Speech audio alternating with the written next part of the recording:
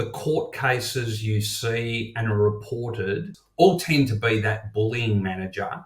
Overwhelmingly, what I see is the avoidant behaviour. Managers have become either overly fearful of getting it wrong.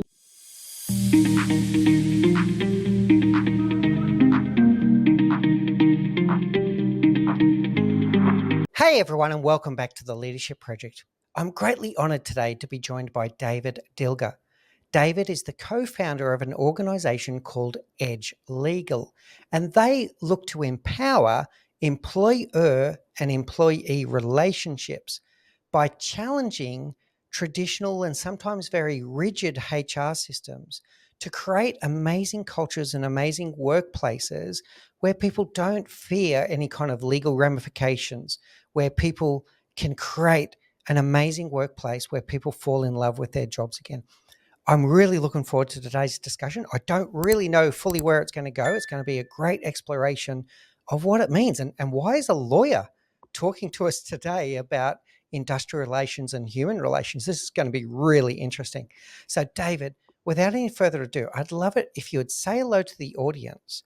And I'd love to hear a little bit of a flavor of your background and what inspired you to do the work that you do today.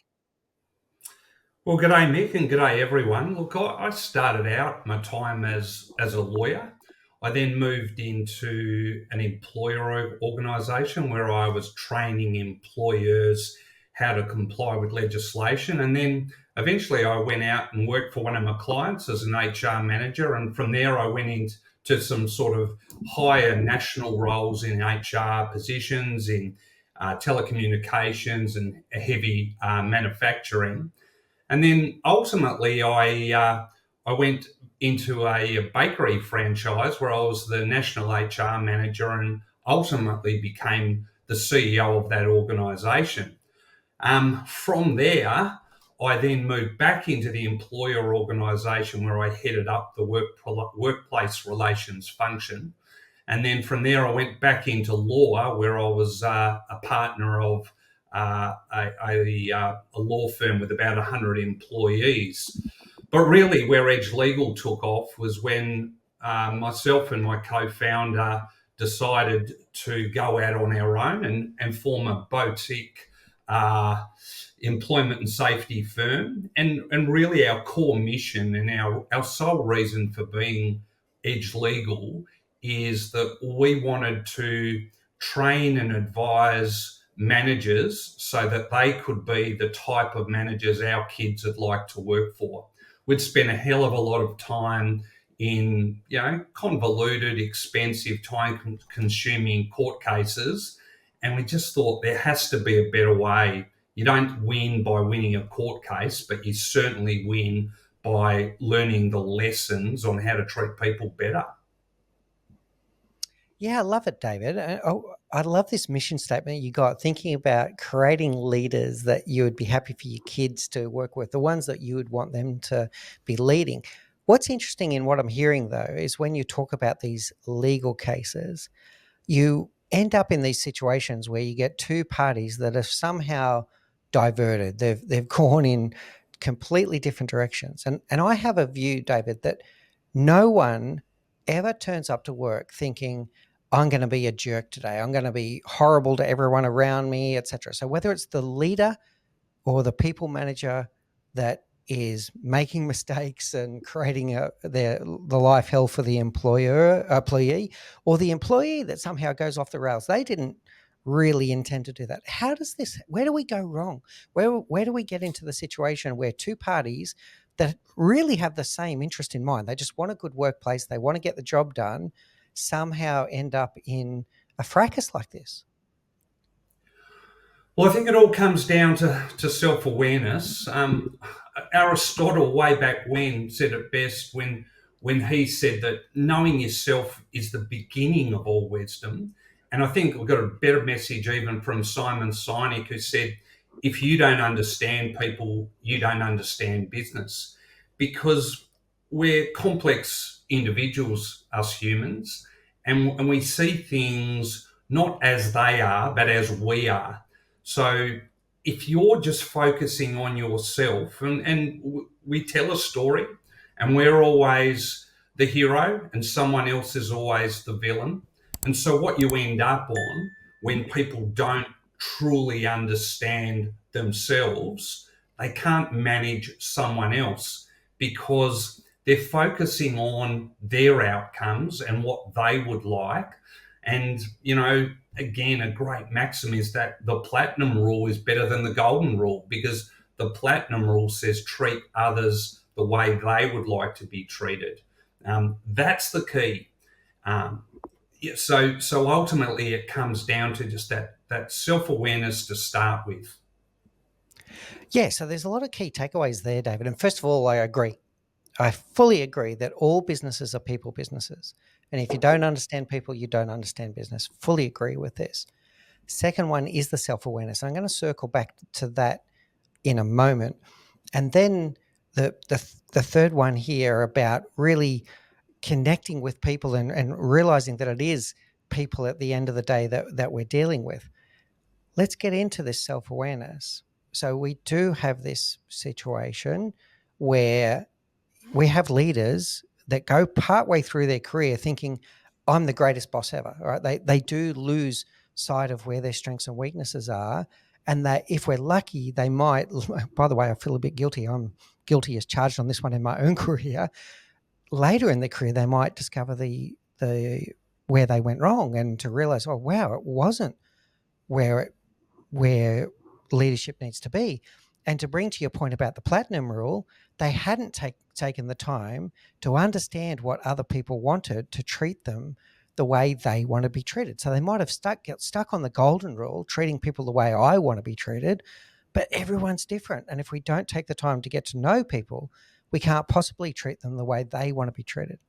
So my challenge here is, if we have someone, and people might be listening to this show right now, where they have leaders in their business where they've picked up a lack of self-awareness, how do we get someone to take a step back and look at themselves from the outside and have that moment of reflection to realize that maybe they're not doing as good as they think they're doing? Well, I always ask this question: do you want to be right or do you want to be effective? Because Bob Sutton from Stanford has got some great analysis from an anthropological point of view. And he says, your team's watching you about 8 more times than you think they are. So that magnifies whatever we're doing right exponentially, but also the other way if you're doing things wrong. And I think there's 4 types of leader, and I've characterized them into some fun animal sort of styles. The first one's what I call the bear manager. And the bear manager is called the bear manager because they basically hibernate from people management for about 6 months a year.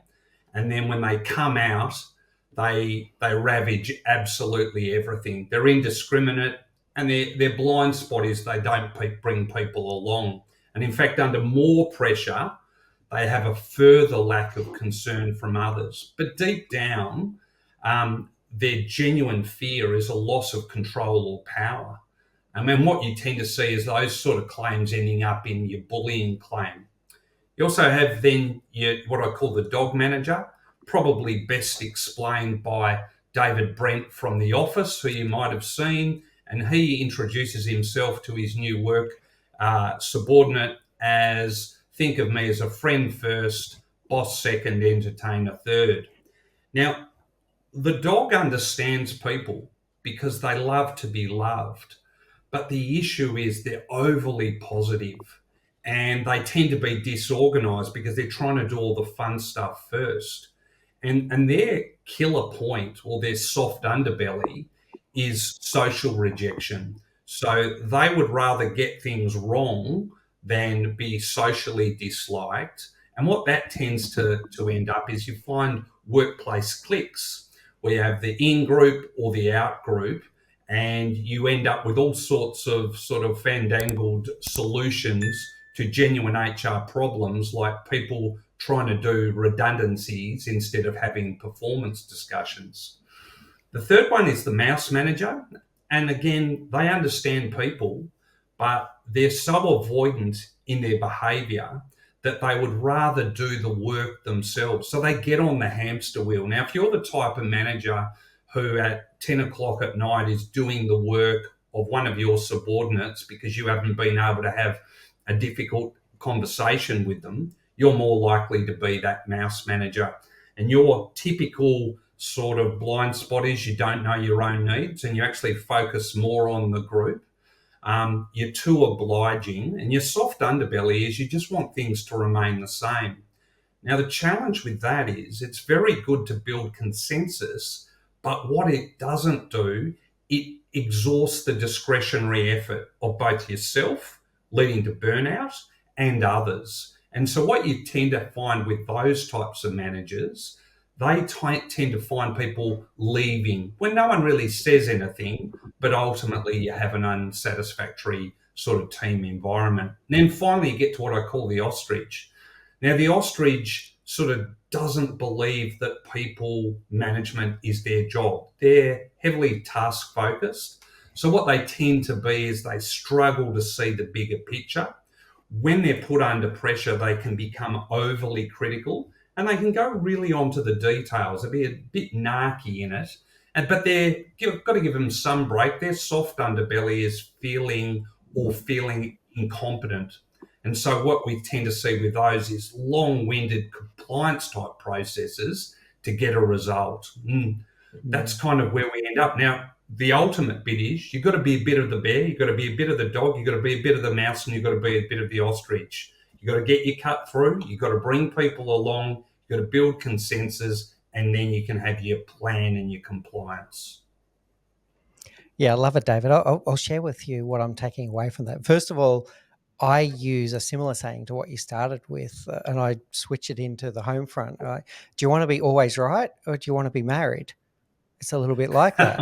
And leadership isn't about you. It's about your team and about empowering your team and creating that environment.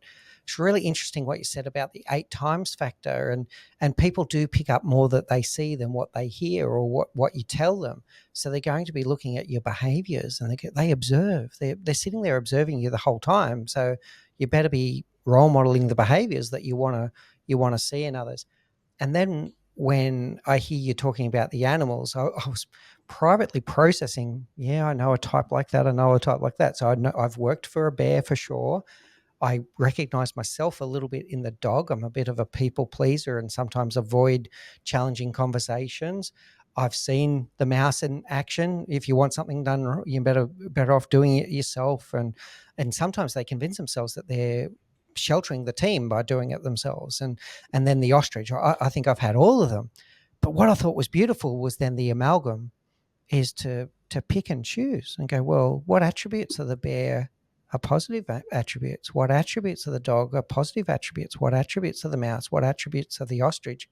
And start building your own model of leadership of the values. Come back to your thing that you said at the start. What kind of leader would your kids be happy to follow? Well, you can build that model from the more positive attributes of the 4 animals. How does that sit with you? Look, it's exactly what it's all about. This self-awareness.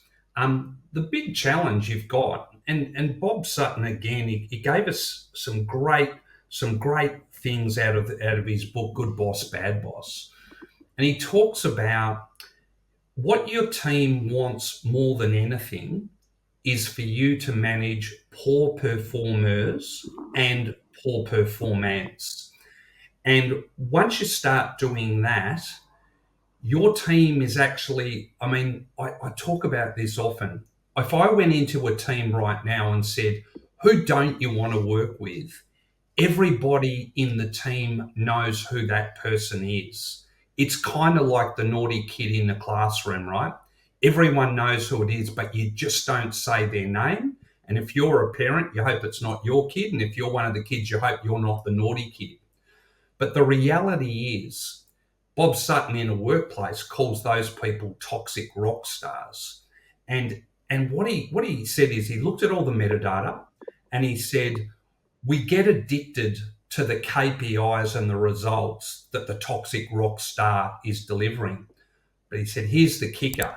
you'll begin to plateau after a while and you'll never receive any further growth once that toxic rock star has embedded themselves into the organization. But he said, be encouraged and emboldened. When you get rid of that toxic rock star, you'll suffer a little dip, but then, like the stock market, your performance and that of the team will rise up. And I have seen that over and over and over again. And I have so many times been witness to managers going, David, if only I would have done this 2 months, 2 weeks, 2 years ago, doesn't matter. It's always with the value of hindsight that when you finally made that decision, you won't regret dealing with poor performers or poor performance. This is a topic we've covered a lot on the show, David, and I'll share some of the reflections from previous guests that we get the behavior that we celebrate, we get the behavior that we reward, but we also get the behavior that we tolerate. And this is what you're talking about here. And it's not just the individual who gets emboldened and like if they get away with it once, they'll do it again and then again and again. But it's the impact on everyone else. And people will either go, well, if Jim got away with it, I can do it too. And before you know it, you've got more than one Jim. Or they get really incensed and they either quit and they disengage, or they really quit and they go, I'm out of here. I can't believe that this toxic rock star, they might be the best salesperson in the company, but their behaviors are not in line with the values of the group. It's so insidious on the culture, so insidious. What I want to put you here is that usually started with something small that wasn't addressed early, and then it snowballed. Yep. How does that sit with you? It's absolutely what always happens. And look, in my experience, although the court cases you see and are reported in materials, in newspapers, in news groups, in news feeds, all tend to be that bullying manager, overwhelmingly, what I see is the avoidant behaviour of managers. And that is managers have become either overly fearful of getting it wrong, or we just haven't trained them well enough to actually do the mechanics of what it requires to manage poor performers and poor performance.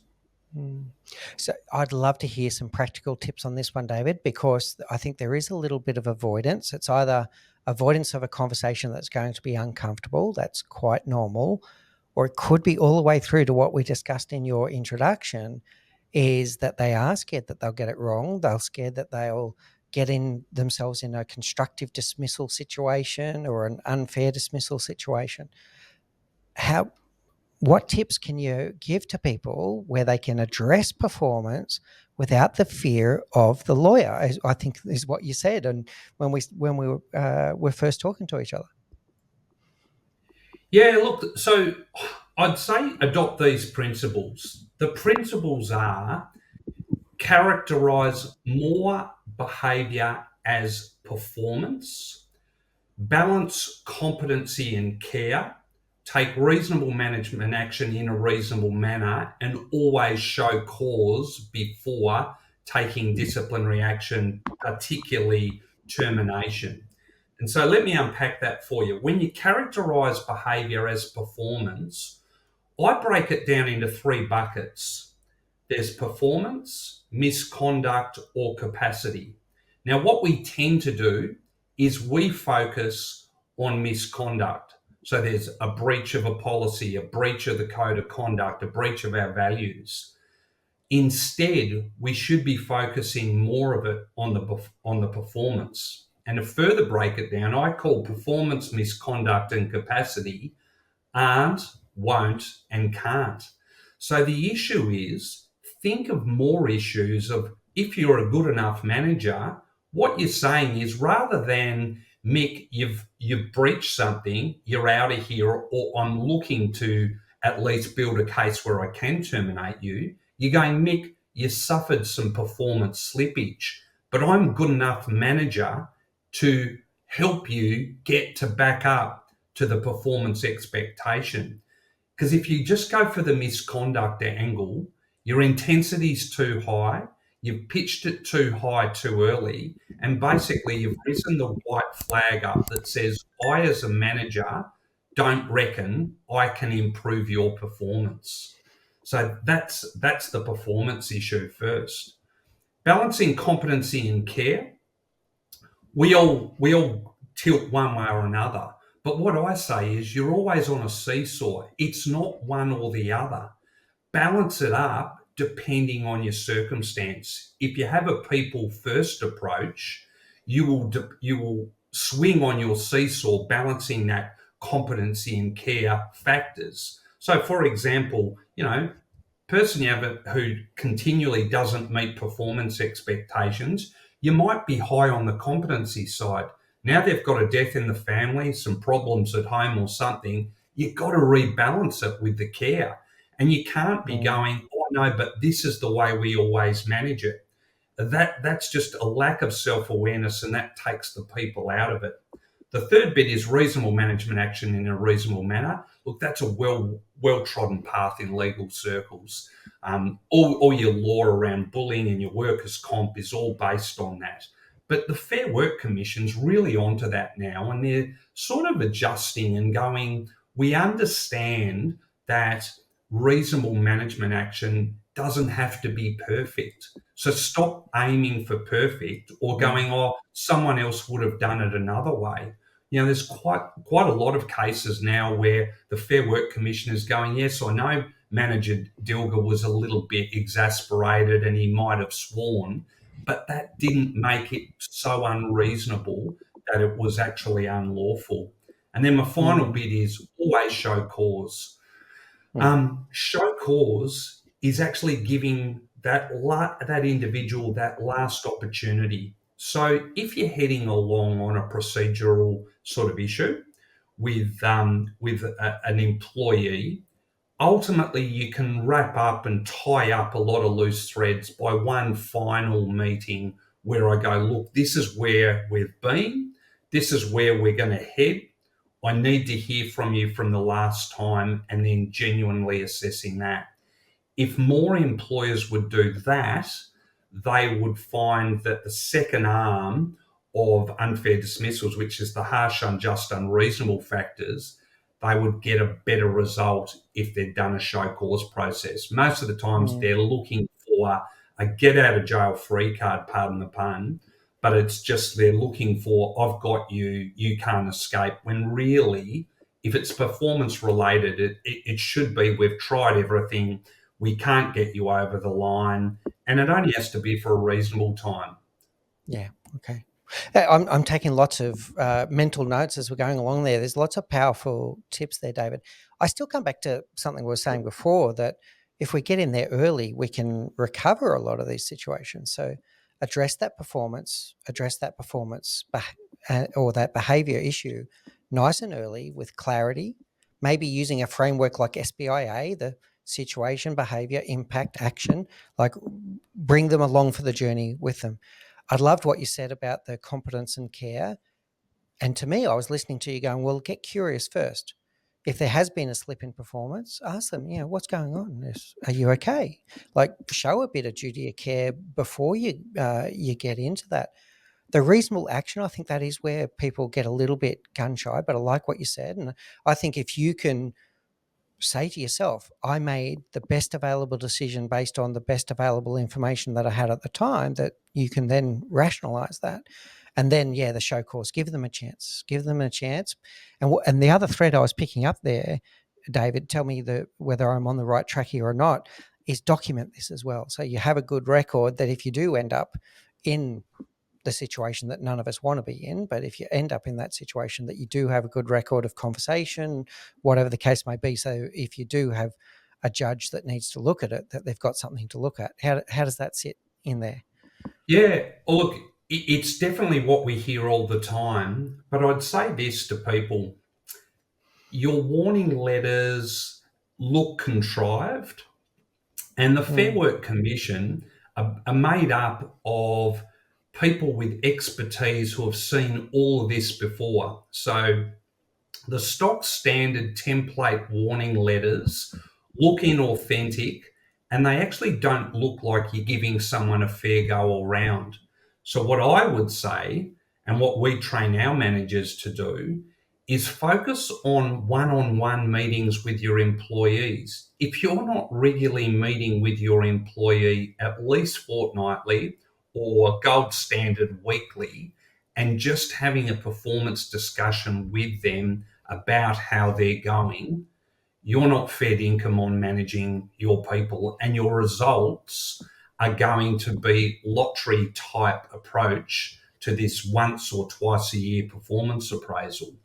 Because what is authentic is something like a day book where you write stuff down. And I can guarantee you, in my involvement, and I've been in dealing with commission cases for nearly 30 years, what's really authentic is a manager bringing out a day book and it's got, had a discussion with Mick about being late. And people go, oh, but doesn't Mick have to sign it and all this? And the answer is no, because if you've got a pattern of documenting, those authentic notes are more powerful, because then there'll be another discussion and another discussion. And these days, it shouldn't be a technology free zone. So it could be photographing the notes, it could be an ongoing email trail, it could be a voice memo, something along that lines. As long as you can demonstrate some pattern of regularity and a process, that is going to be more powerful than trying to wait for what I see a lot of employers do, and that's 3 warning letters. And let's just dispel the myth. There never has been a rule of 3 strikes and you're out. It's case by case. And you would look, imagine if you'd met 52 times, that's just once a week. And people say, oh, David, I haven't got time. I've got eight direct reports. And I say, meet with them for 15 minutes. It's, about 2 hours out of 38. What are you doing for the other 36? What could be more important than working on the performance of your team? Because that's the leverage model. That's how it works. Otherwise, what are you doing as a manager? Like, what is your role? Not to do the tasks. You're in control of people. This comes back to something you were hinting at before, that there are some people that think, oh, this is on top of my job. Well, I have to say, if you're a people manager or a people leader, it is your job. It's not on top of your job, it is your job. So find the time. And if you get into a good intentional routine, it's no extra burden. You can tick a lot of the boxes that you need to, for whether it's duty of care or any other responsibility, if you have those regular one-on-ones that you're talking about, David. I love what you said about the logbook, or whatever you want to call it. I can see what you're talking about, that, when you get into these warning letters, it just looks like, if you're not careful, it'll look like constructive dismissal at that point. You had it out for me from the outset, so you started taking these formal letters instead of giving me a real chance. And then in terms of reasonable management action that you've spoken about before, well, a logbook with 52 entries sounds like reasonable management action to me. I mean, I say to managers all the time, what do you reckon is happening with the relationship when you write a letter to the employee that says, hey, bring a support person or your union rep, and this could result in disciplinary action up to and including termination of your employment? Because again, there was a myth out there that unless I mentioned the word termination, I couldn't eventually terminate someone's employment, which is just complete a furphy. Ultimately, all that's doing at that very moment is really spooking your employee. And if we know everything we know about the amygdala, we know that when the amygdala is hit, and that's your reptilian part of your brain, okay, it senses danger, hazard, risk. When it senses that, your frontal cortex, kind of like your computer, your logic part of your brain, doesn't work, or doesn't work as well. And here's what else happens. It results in your memories impacted, your logic is stopped or severely impacted. Your immune system is actually compromised. And there was a study by the name of Kevin Gilmartin Dr. Kevin Gilmartin in the US, and he's trying to work out why is it that police officers suffer all of the worst side effects, the suicides, the marriage breakdowns, the strokes, that type of thing, versus fire officers. And he's going, they're both first responders, they've both got really stressful jobs, but he said, here's what happens. He goes, when your amygdala is just slowly ticking away and pumping cortisol so you can fight, flight, freeze, or fawn, ultimately, like the police officer, that's slowly killing you. Whereas the fire officer gets a spike, it deals with the fire, and then your body goes back into homeostasis and you actually cope with it. Now, imagine if you're in a workplace where all you see is your manager and you go, oh my gosh, here comes Mick again.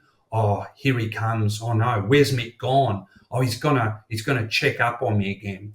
All that's happening in there is your amygdala is firing, your logic is stop, and that's when your performance is biologically impacted. It's nothing about being a snowflake, it's biologically impacted, and that ruins performance. Yeah, it's really interesting. You're giving me a lot to think about, and some of the myths that you're busting, they're beliefs I had. So I'm learning a lot from this discussion. I know our audience is going to as well. And I like what you're saying here about the fight, flight, or freeze. I mean, what are they going to do? They're going to start protecting themselves. They're going to dig their heels in. They're going to get combative themselves instead of working on the performance issue that's at hand. And you're going to be triggering them every day. Every time they see you, their hairs on the back of the neck are going to stick up, and they're going to go back into that mode again. And potentially, all you've done is added fuel on the fire instead of reach the fire extinguisher. So, yeah, it's really interesting. I want to Because move on to something. Yeah, go ahead, David. yeah, there you go. No, go. I was going to change topic, so you go ahead. I was going to say one of the other interesting parts, and going back to our reasonable management action in a reasonable manner, is the superpower of civility, right? It's the way in which we do things. You can deliver, and Kim Scott talks about this in a book, Radical Candor. You can deliver, messages of, hey, Mick, you're not meeting my expectations here, without losing your cool or without spiking someone's amygdala because of the way in which you deal with it. And Harvard has done the study and they've said, look, if you're looking for productivity, increase your civility. That'll give you your productivity, because what's happening is when you're lacking civility or uncivil to an individual, they're impacted. But what Harvard was able to demonstrate was those around that person are equally as impacted, and their productivity, their creativity is diminished as well.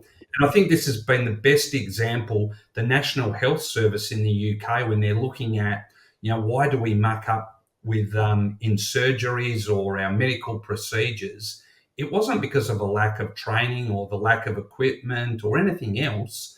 The number one factor that they'd identified was a lack of civility. So now most of their work is focused on be civil, because, when you're on the operating table and I yell at the nursing staff for not doing something, everyone's impacted. The amygdala fires off, our logic stops, and mistakes happen. And that's happening in workplaces, not just in medical procedures.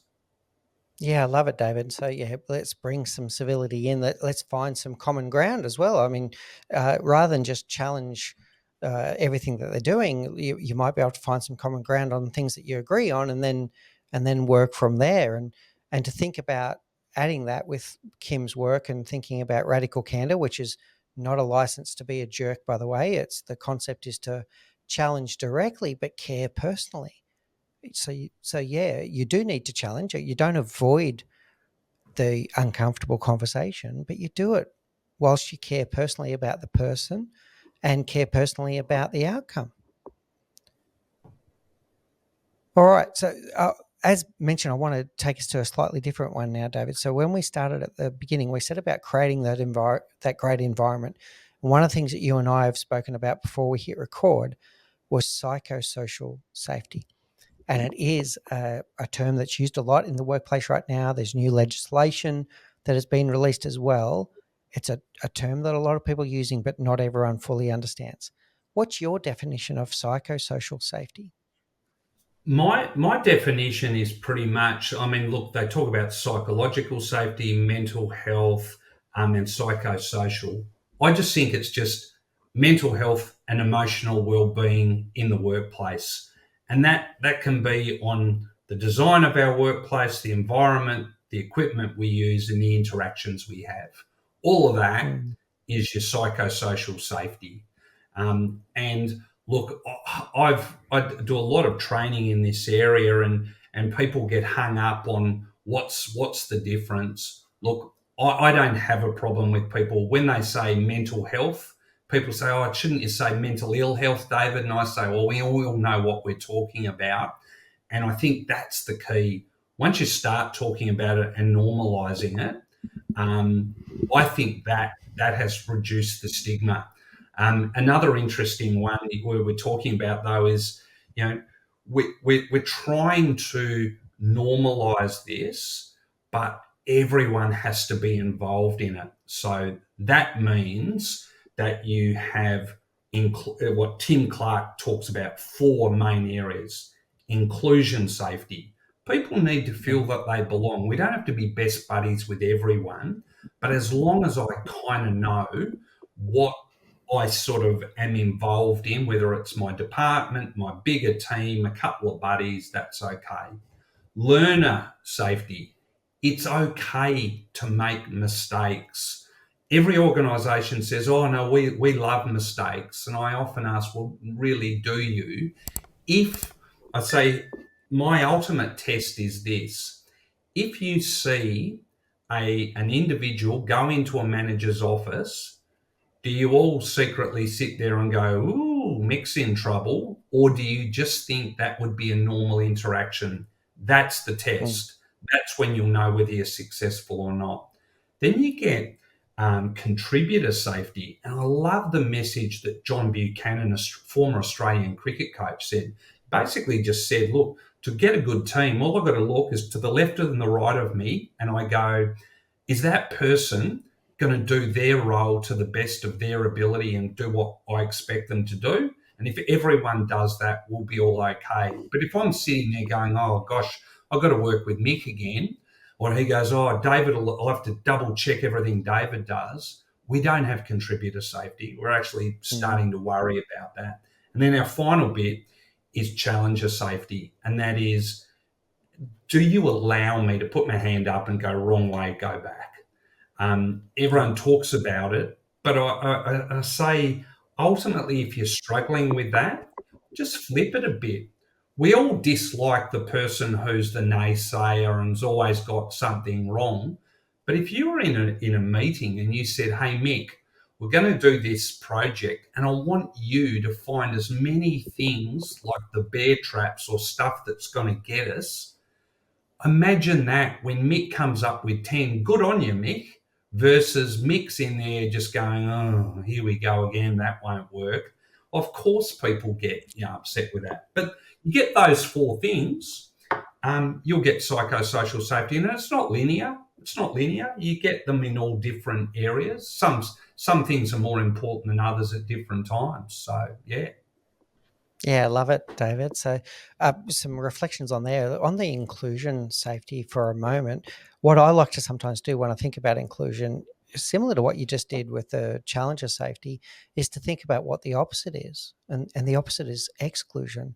And I think all of us can think of one time in our life that we didn't feel included, that we felt excluded. And it feels bloody awful, whether it was in the schoolyard or at university or there was an in crowd and you were not part of the in crowd. It feels bloody awful.